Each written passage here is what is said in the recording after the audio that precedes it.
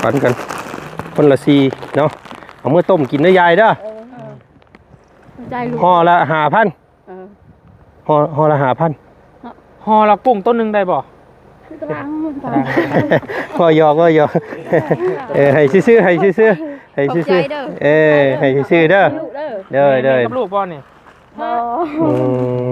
สิเมื่อละบาทนี่เมื่อได้มีเนี่ยเมื่อเลยบาดนี้เนาะบ่เมื่อนํกันบ่ใกล้สิฮอดหมู่บ้านแล้วพี่น้องเอ้ยเนาะกะมาพบมาพ่ออยู่ลูกเต่าโอ้เพิ่นหลังบักไงเคยเบาเคยมาโอ้เป็นหมู่บ้านใหญ่อยู่ได้เนาะคุณบุญลบวันเนาะแม่ใหม่เพิ่นน่ะตุ่มตารางเนาะโอ้เรื่องไปนี่คนควยเบิ่งหอดขึ้นเท่าไหร่ครับแล้วขึ้นผมอะไรสบายดีพ่อมีลูกบ่นี่หลานบ่โอ้ยพี่น้องเอ้ยเนาะอันนี้หมู่บ้านนะยังพ่อบ้านบางบิ้งบ้านบางบิ้งเนาะโอ้บ้านใหญ่อยู่เนาะจักหลังคานี่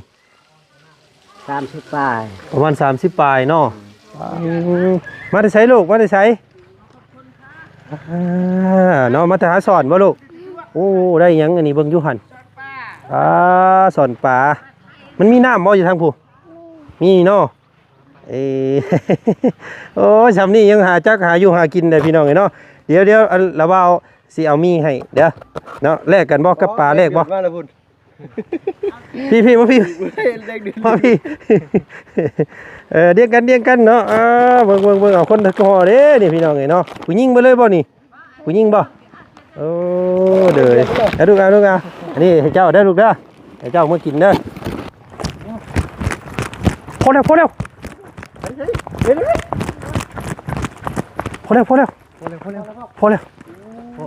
บ้าเนาะเอาหยุดก่อนขำหยุดก่อน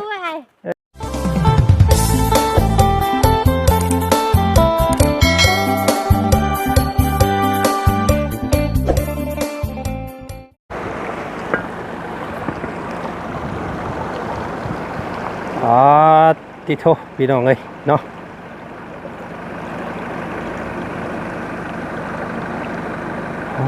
โทผืนป่าอเมซอนเนาะเปลี่ยนบรรยากาศเข้ามาทางในป่าบาดที่นี่พี่น้องเลยเนาะ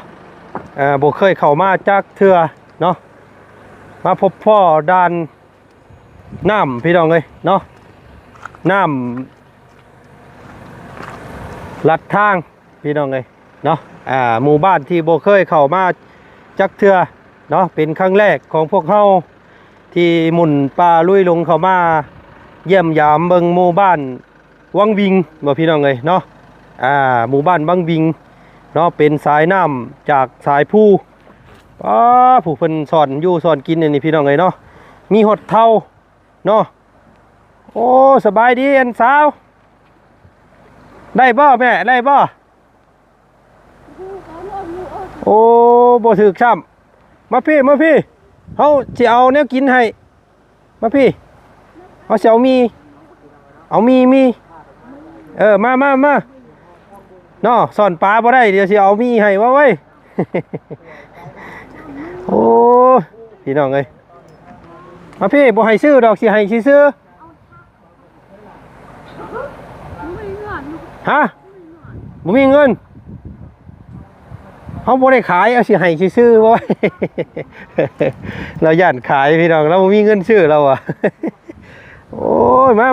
เบิ่งอยู่ป่าหันมาแลกกันกับมีฮะได้บ่มาเบิ่งแน่โอ้ยพี่น้องเอ้ยเนาะคนบ้านไหนเจ้าคนบ้านไหนบ้านบางบิงไกลบ่ไปนี่ไกลสิฮอดแล้วเนาะโอ้ใช่มาเฮาสิเอามีให้มาเนาะโอ้มาเบิ่งอยู่หั่นมาเบิ่งอยู่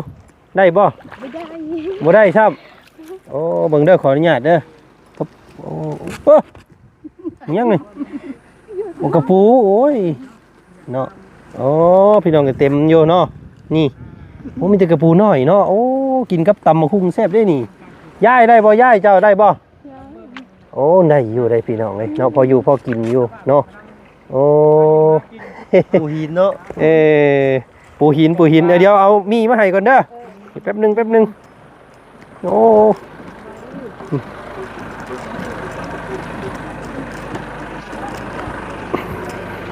ครับอ๊บโอ้เด้อเอามีติดรถมาไว้2 กล่องพี่น้องเลยเนาะสิปันให้เราคนละน้อยอ๊บโอ้ย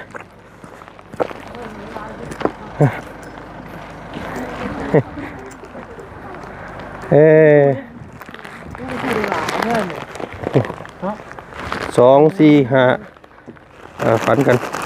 คนละ4เนาะเอาเมื่อต้มกินได้ยายเด้อห่อละ5,000ห่อละ5,000 ห่อละกุ้งต้นนึงได้บ่ ก็หยอกให้ซื้อให้ซื้อให้ซื้อเด้อเด้อ กับลูกบ่นี่ชิเมื่อละบาทนี่เมื่อบ่ ได้มีเนี่ยเมื่อเลยบาดนี้เนาะ บ่เมื่อนำกันบ่ ใกล้สิฮอดหมู่บ้านแล้วพี่น้องเอ้ยเนาะก็มาพบมาพ่ออยู่ริมทานเนาะโอ้ป่าอเมซอนพี่น้องเอ้ยมื้อนี้เนาะป่าอเมซอนลุ่มน้ำเนาะสายน้ำป่าอเมซอนเนาะโอ้เนาะงามพี่น้องอากาศดีเนาะเย็นนี่พี่น้องเอ้ยน้ำมันเย็นเนื้ออากาศอยู่เท่ากันโน่นนี่เข้าเลยเนาะสลับที่นี่ถ้ามันลงเพราะตัวลำลาแล้วตามแบบต้นต่อสามารถเข้าทางจำกันวงทั้งหมดอยู่เป็นร่างขี้ตีนใช่กันอันนี้เว้ยตายคอยจะช่วยหน้าครับคักมาพอกันเลยมิตรเดียวเนาะจำกุกชามคือก็ได้เนาะบ่อันหนึ่งแล้วดอกเนาะแล้วคุณขอตัวลำลาแล้วเจ้าสบายดีพี่น้องเอ้ยเนาะเอาไปรุ่นไปเบิ่งหมู่บ้านวังบิงพี่น้องเอ้ยเนาะบ่เคยเข้าจักเทื่อเสียน้ำไม่อยู่แต่มันร้อนพี่น้องเอ้ยเนาะเดี๋ยวถ่าอยู่พี่เด้อต้องอาบน้ำเด้อเคยเนาะคักเละนี่โถเนาะยามฝนนี่ตัดขาดเลยเส้นทางนี่พี่น้องเอ้ยเนาะไปมาบ่ได้เด้อเนาะอันนี้ถือว่ายามนี่ถือว่าน้ำมันน้อยเนาะได้อยู่ว่าซั่นซะพี่น้องเอ้ยโอ้ไอ้หาทางขึ้นก่อนบาทนี่พี่น้องเอ้ยปุ๊บ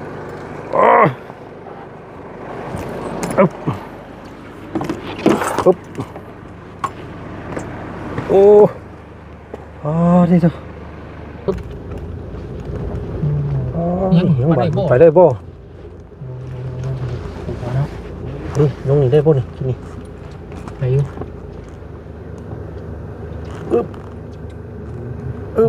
รถสูงมาหน่อยเนาะ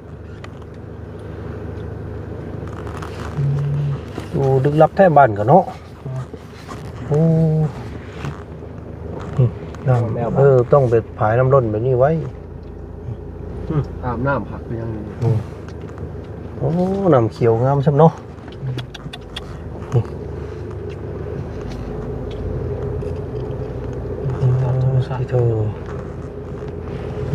ต้นกล้วยนี่เพิ่นต้องซ่อมเนาะแต่ละปีเนาะซ่อมใบมันให้มันออกหมอกมากได้ดีเนาะต่อทางกะเน็ตเอาคนหินมาใส่นะโอ้เราเที่ยวไปพี่น้องเลยขึ้นเบิ่งหมู่บ้านพุ่นแหละเฮ้ยเมนบ่นี่นี่เป็นหัวเนาะได้บ่นี่โอ้สัตว์ลงห้วยมันก็ตายได้นี่เคยลงมาสักเทื่อโอ้มาฮอนี่มันเป็นบ้านเฉยนี่พี่น้องเนาะอยู่กันแบบธรรมชาติดีนี่เป็นพาธรรมชาติดีเนาะสวนผักเพิ่นน้ำเด้น่ะสวนผักออร์แกนิกเด้นี่บ่เรียกมาแกงบ่มันแต่หญ้าน้ำไปด้วยสินี่โรงเรียน โอ้เนาะเบิ่ง โรงเรียนประถมสมบูรณ์ ธิดาจะหลอนก็ต้องน้อย โถ่นี่โรงเรียนเพิ่นพี่น้องเอ้ยครับก็ถือว่าโอเคอยู่โรงเรียนเนาะเฮ็ดมีแต่ป .1 ป .2 นี่แหละแต่เบิ่งป .1 ป .2 ป .3 ป .4 นี่เบิ่งนี่ มีแต่คนนั่งใช่ไหมคนสามเนี่ยเป็นซ้อนรวมกันได้ อืมโรงเรียนนี่บ้านบางบิงเด้อพี่น้องมาฮอดแล้วเนาะโอ้ โอ้มีหานใครเกิน เพิ่งพาธรรมชาติดีๆนี่พี่น้องเราอยู่ไทยโฮมไม้โฮมตอกเนาะมีแต่ต้นปะลูนี่ต้นหมอกขามต่อ โอ้เคยเขามาก่อนพี่ครั้งแรกได้ นี่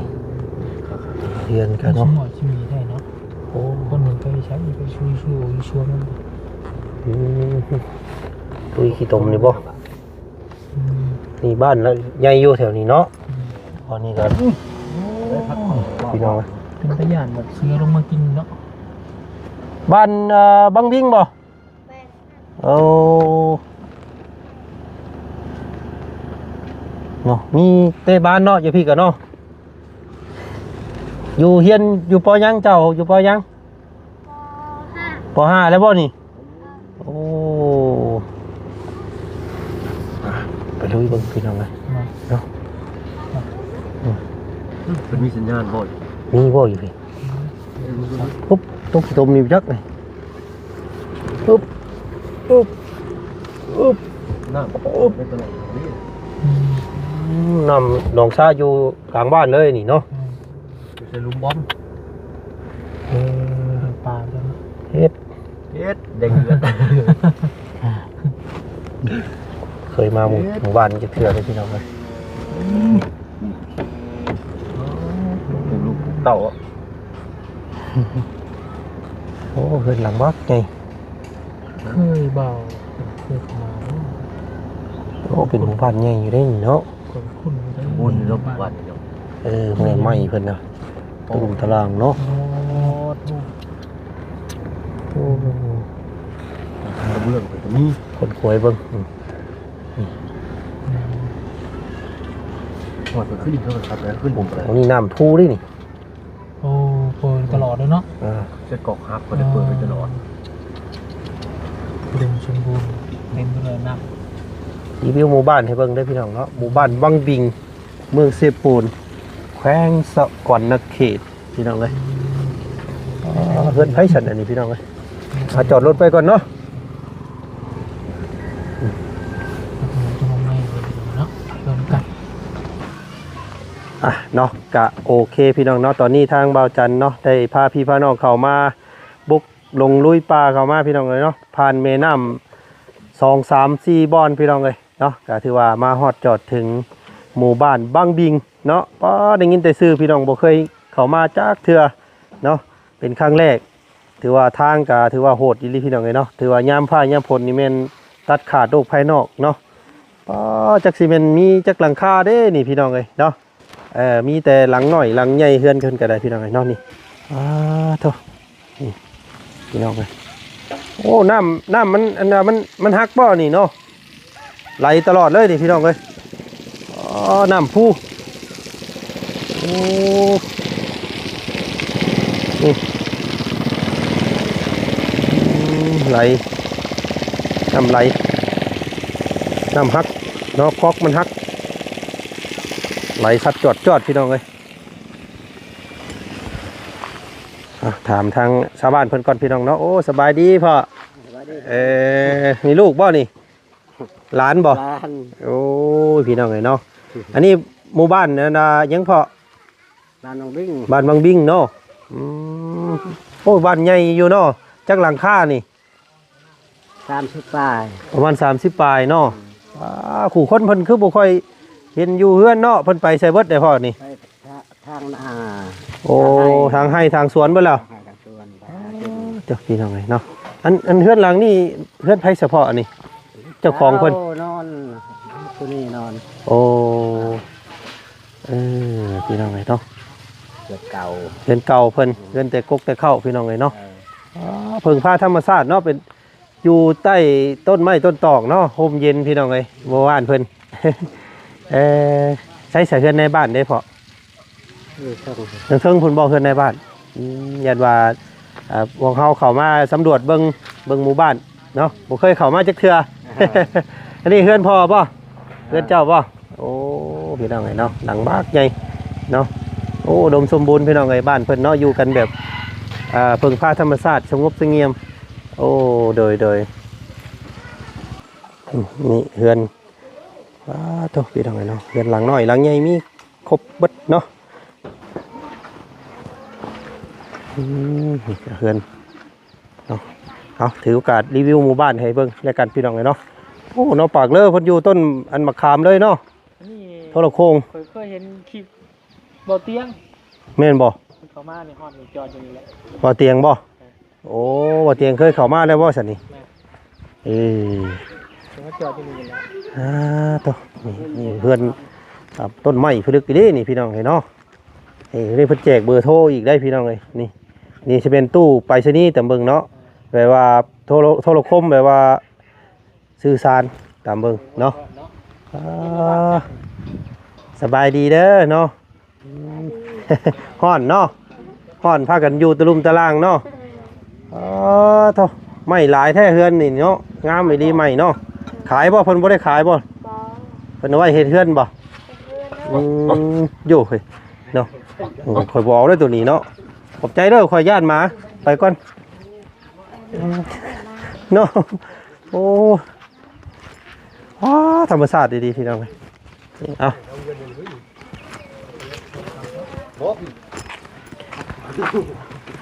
อยู่หมู่บ้านเบิ่งก่อนเนาะพี่มีแต่ต้นประดู่พี่น้องเอ้ยมีแต่ต้นดูเพิ่นปลูกเอาบ่นี่เนาะนี่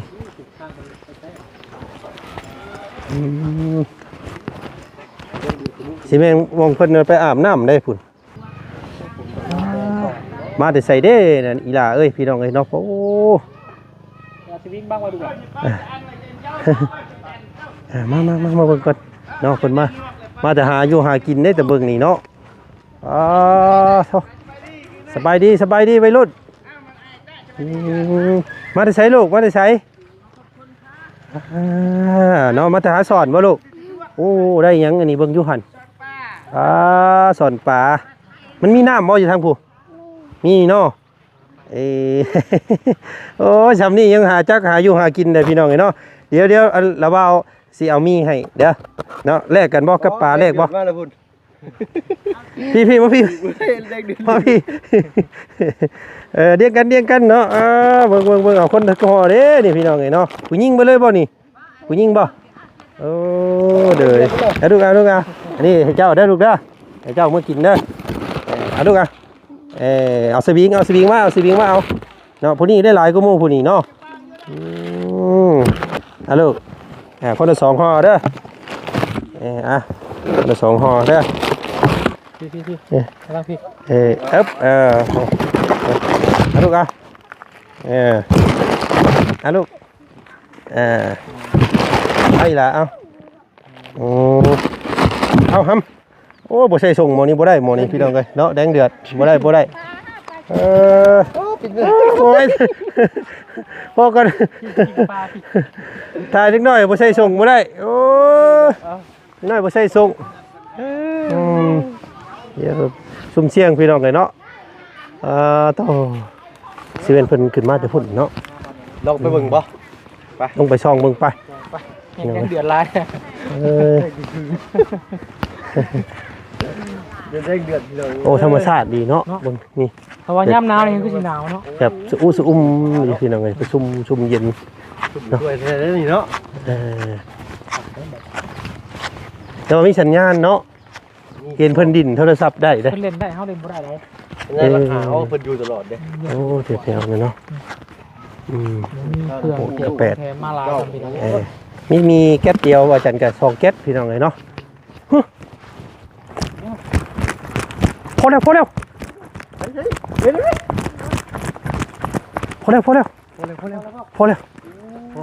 บาดโอ้ยเนาะมีน้ำพี่น้องเลยพอจะได้ บ่บึ้งนี่ก็ ผู้เนาะเพิ่นมาแต่หาอยู่หากินอีกได้ทั้งนี้พี่น้องเอ้ย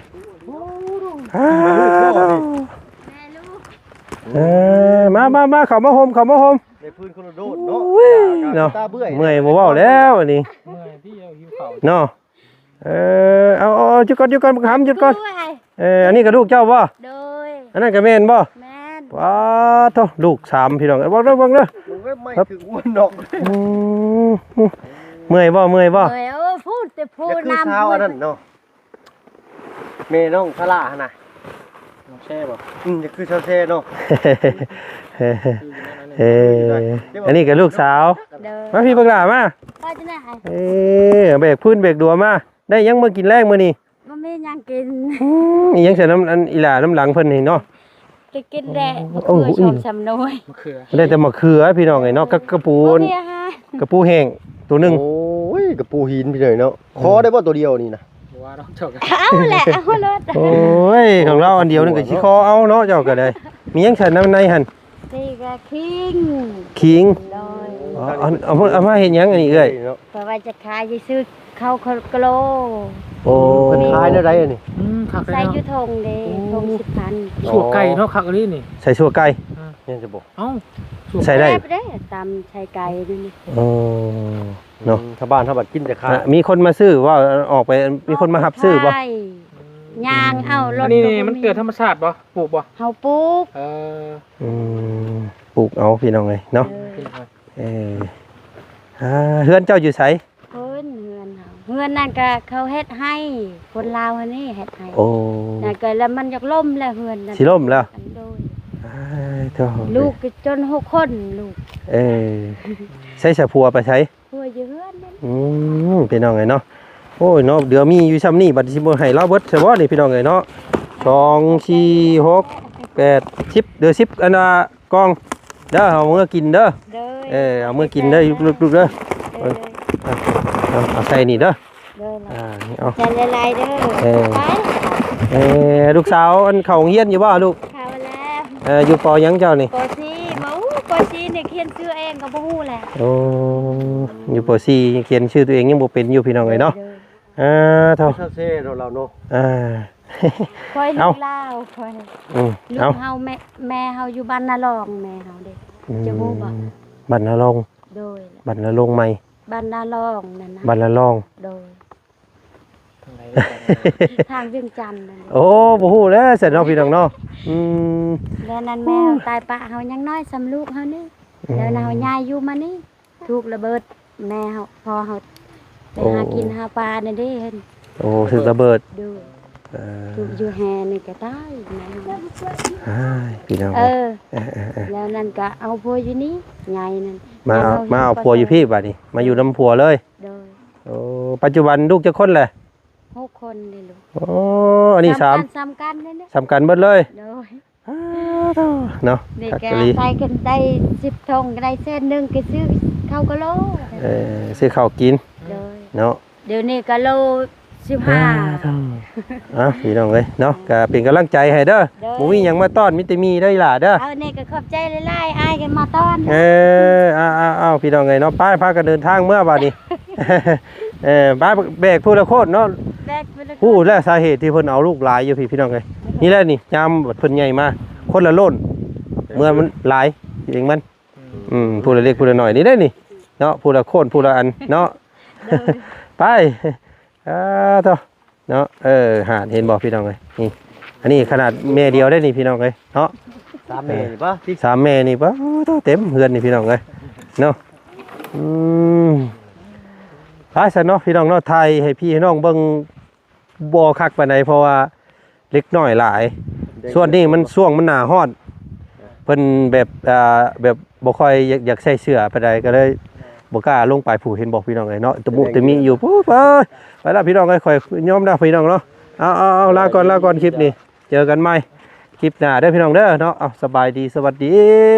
มุกขอบใจหมู่บ้านบังบิงเด้อพี่น้องเด้อเนาะเมืองเซโปนแขวงสวรรณเขตเนาะเป็นหมู่บ้านใหม่ป๋ออันนี้เจ้าว่าเป็นหญ้าธรรมดาบ่นี่ให้เบิ่งคักแม่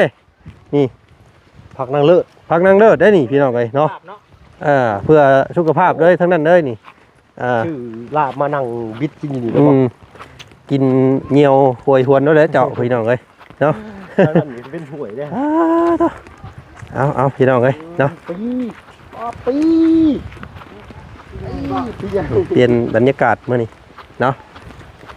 มาเบิ่งมาชมหมู่บ้านแห่งใหม่